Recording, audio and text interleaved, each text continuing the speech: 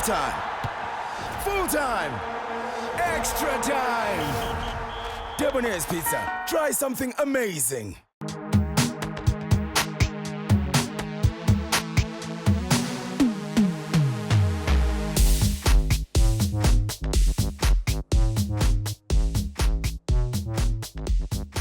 Welcome to another edition of Click Off on the Couch, proudly sponsored by the lovely fellas at Debonair's. With me on the couch is Zola Dora, and in our Joburg studio we've got Chad Clayt. Gents, it's been a good start to the season. There's been a lot of goals and been some interesting results. What have you made of the first couple of games? Interesting starter. Chippa United throwing against Chiefs at home and beating Tuks 4-0 at home as well. I mean, losing to Pirates 4-1 was not a big deal because, I mean, they got collected 4 points so far. Yeah. So I think based on that, they started very well, and hopefully they'll keep the coach and they'll do well this season, especially at home. Chad, what have you made of the maybe some of the bigger clubs' start to the season? Chiefs are unbeaten, as Shabba said. It's not a train smash, but dropped 4 points already on a seemingly easy first three fixtures. Yeah, look, I mean, obviously they've had the introduction of Steve Compella as the new coach now, so he's still trying to find his feet to the players, and they're still trying to grasp his style of play, etc. But the core of the team is still there. I think once they get into the groove with Steve understanding how they work and them understanding what Steve is like, I'm sure they'll get into the groove. And I mean, we've already seen them scoring quite a few goals in their games, even though results haven't been forthcoming. I mean, the 5-3 win in the MTN 8 and then the 4-0 win against the Free State Stars. Yeah. Even though two of them were own goals, but I mean, still the team spirit is still there. The hunger to win and to do well is still there. So I think they'll pick up as games start coming thick and fast. I mean, obviously they've had to focus on the MTN 8 now as well. But once that's out the way and they can focus on the league, I'm sure they'll start picking up a few points. Pirates start also, their focus is mainly on Confed Cup. So once that gets a bit moved apart from the league, I think they'll pick up some momentum as well. Yeah, I think that with them having now secured their place in the semi-finals, perhaps now they can give a bit more attention to the league. I mean, it has been a massive distraction as it was last season and the season before. But one team that we shouldn't rule out is Sundowns, because I mean, look at their team. They didn't sign like 12 players like they did in the last 2 seasons. They've kept the core of the team. They've added in Razak. So I think with this group of players, Peter Moseman is going to do very well with this team. But except for the game against Black Aces. I mean, I thought they were a little bit unlucky because I mean they created a lot of chances. But I still think Sundowns, Chiefs, Wits and Pirates will be there.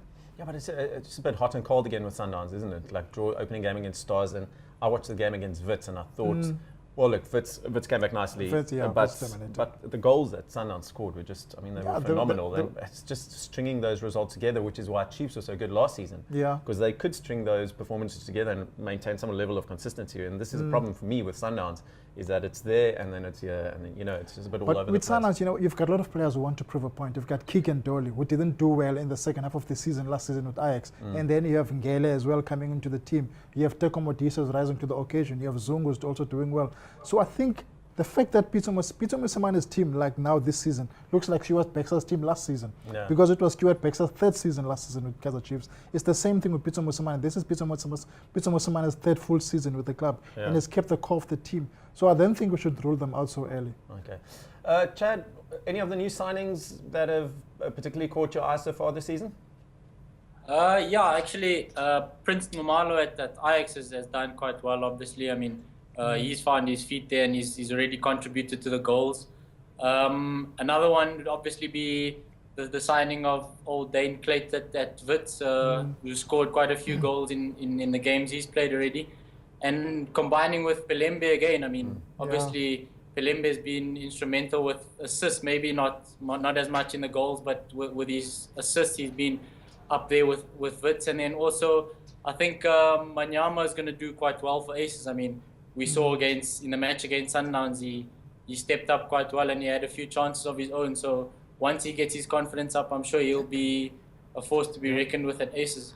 Zola, for your side? I think Divium Dabuka is a surprise package for me because, I mean, he started with Ajax Cape Town. He came through the under-19s, but then the team allowed him to go to Vasco da Gama. And Roger calls him one of his best signings ever. Exactly. I think he's going to prove a lot of people wrong. He's going to do very well this season. It's just a pity that he's 24 and he doesn't qualify to play for the 23s. Yeah. Because if he was under 23, then he was going to go to the Olympic qualifiers in November. the Eight Nations. So I think it's going to be the surprise package of the season. And what have you made of Fiston Razak, the one signing that Sundowns have made? He started very well in the first game against. He started very well and he scored in this first game of the season. But he also got injured last week at training. He got an ankle injury, so he couldn't play against Wits University. I thought that was a crucial game for him to start the first game of the season at home in the league game, except for the game against Celtic that he played in the MTN 8. Yeah. So if he comes back from injury, I mean, now that we're going to have an international break, this is going to give him a bit of time to recover fully, so that when he comes back, he can come back with a bang. So I think he's going to do well if he can play up front with Amala Jula. Okay, Chad, there's only a couple of days left in the transfer window. Do you expect any more major movements to come about? Any clubs that maybe need some reinforcements? I must say I've been sniffing around and a lot. What people are talking about most is obviously Vilakazi's situation. Yeah. With him being on the bench in Bidvest Wits recent games. I think there might still be a possibility that he will leave. I think Gavin might be leaving him out because he's trying to get his team together for the season. And with Vilakazi's future uncertain, I don't think he wants to mess around with combinations involving him. So I know Gavin wants attacking players. He's lacking a bit in the striking department. So if Wits do sell Vilakazi, it will be most likely to Sundowns because Wits have money. They don't need money from anyone for any signing. So if they do sell Vilakazi, it'll probably be in exchange for a few players, which Gavin Hunt obviously needs. Yeah, and I see you did the story on Wednesday morning about Wits wanting looking at Katlego Mashego at Sundowns. So that could be one of the players that obviously could go the other way. Yeah, definitely. But there's also, I think there's Lafort as well, who I know Gavin's obviously been monitoring him as well because I think most of the players he wants this season, because this season is a serious season for Wits. I mean, he's in his third season now, so a title challenge for him is probably top priority. So he wants to go with tried and trusted players. So looking at Mashego, Lafort, Clayt Pelembe, it's all guys he knows what they can offer and what they can bring to the team. Look, but I know this is unlikely, but I won't be surprised if Anyala Ngqongqa comes back to the PSL. Really? And yeah, because I think he is not playing there. He just doesn't get along with the coaching staff at his team. He's got off-the-field problems. So if he does come back to the PSL and join maybe Sundowns or any other team, I won't be surprised if that happens. But another player that needs a move desperately before the transfer window closes is, for me, is Gwanda Mngonyama. Because he did well when he was at Wits. He did well at Maritzburg United. Yeah. But now he's frozen out at Sundowns. He's not even training with the first team. And Peter made it clear that it doesn't fit into his plans for the season. Yeah. So I think it does need a move. That's incredible. So it should be a busy last couple of hours in the transfer window, and I'm sure we'll see a lot of movements before the 5 o'clock deadline on Monday.